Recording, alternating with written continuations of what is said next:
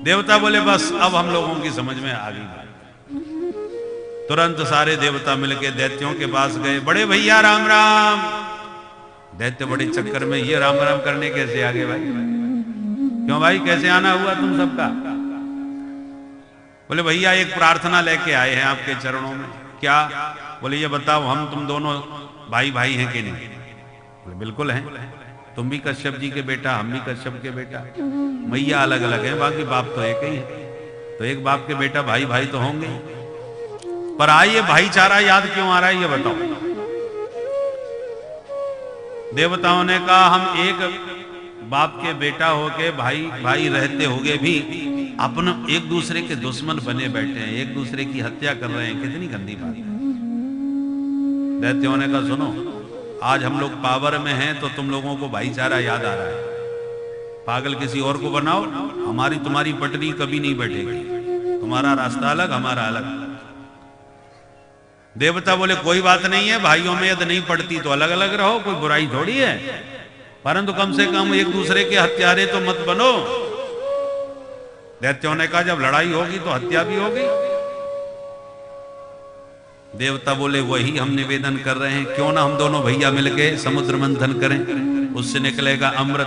दोनों भैया मिल करके अमृत पिएंगे, पी करके अमृत अमर हो जाएंगे, रोज लाठी डंडे बजने दो, मरने वाला कोई नहीं। दैत्य बोले भाई बात तो बड़ी जोरदार लगी तुम्हारी, यदि ऐसा है तो हम भी तैयार हैं। पक्का? बोले पक्का। बोले तो चलो करते हैं सागर मंथन। पर इतना बड़ा समुद्र, इसका मंथन कैसे होगा भाई? बोले मंदराचल पर्वत को लाते हैं, उसी को रही बनाएंगे। गए और सीधा पहाड़ उठाया मंदराचल और चल दिए। गणेश जी का पूजन नहीं किया तो उनका मूड खराब हो गया, मैं पिलाऊंगा तुम्हें अमृत।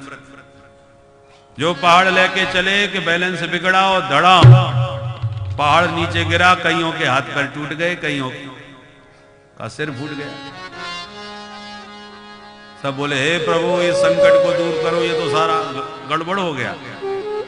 भगवान प्रकट होके बोले मत घबराओ, इस पर्वत को लेके हम चल रहे हैं। गिरिम चारोप्य गरुड़े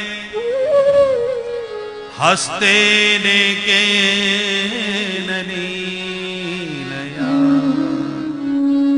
लीलया। खेली खेल में भगवान ने एक हाथ से पर्वत उठा करके गरुड़ पर रखा और उड़ करके पहुंच गए समुद्र के किनारे। अब आप लोग रस्सी का प्रबंध करो। तो वासुकीनाग से बोले भैया आप रस्सी का काम कर दीजिए। वासुकीनाग बोला हम अपनी दुर्दशा कराएं तुम्हारे लिए? बोले नहीं भैया, जब अमृत निकलेगा तो उसमें पहला हक तुम्हारा होगा। तब ठीक है।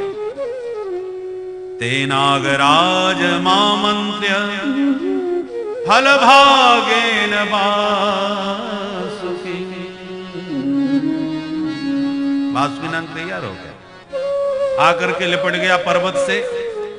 भगवान ने सोचा जिसने इसका मुंह पकड़ा उसकी हो जाएगी दुर्दशा, तो जानबूझ के बोले सुनो भाई देवताओं, तुम उच्च कुल के हो, आगे की तरफ आप ही लोग लगना। दैत्यों से कहा जाओ तुम पीछे पूंछ की तरफ लग जाओ। सुई दैत्य नाराज हो गए। न गृणीमो वयम पुच्छम अहे अंग ममंगलम। इसका ये पिछला भाग आप मुझे पकड़ाएंगे? हम कोई गिरे खानदान के हैं जो पीछे लगेंगे? मंथन हो या 10 बार न हो, लगेंगे तो अब आगे हम ही लगेंगे। भगवान बोले ठीक है भाई, तुम ही बड़े बाप के बेटा सही, लग जाओ आगे। दैत्यों ने मूंछों पर ताव मारा और लग गए मुंह की तरफ, और जैसी पर्वत को उठा के समुद्र में डाला वो डूबता चला गया। भगवान ने तुरंत विशाल कछुए का रूप धारण करके पर्वत को पीठ पर उठा दिया। बोल कच्छप भगवान की। कृत्वा बपुः काच्छप मदभुतं महत् प्रविश्य सोऽयं गिरिवो जहान। प्रविश्य सोऽयं गिरिवो जहान। जल में प्रविष्ट होकर के कच्छप भगवान ने पर्वत को ऊपर उठा दिया। अब मंथन प्रारंभ हुआ। मुंह की तरफ से दैत्य और पूंछ की तरफ से देवता। जो घर्षण हुआ, वासुकीनाग ने गरम गरम फुसकारें छोड़ी तो मुंह के पास लगे दैत्य सब जलने लगे उन गरम फुसकारों से। और मन में पछताने लगे और मान लो बड़े बाप का बेटा। उधर देखो पूंछ की तरफ कितने मस्त हैं सब देवता, हमारी दुर्दशा हो रही है, जले जा रहे हैं, सब काले पड़ गए।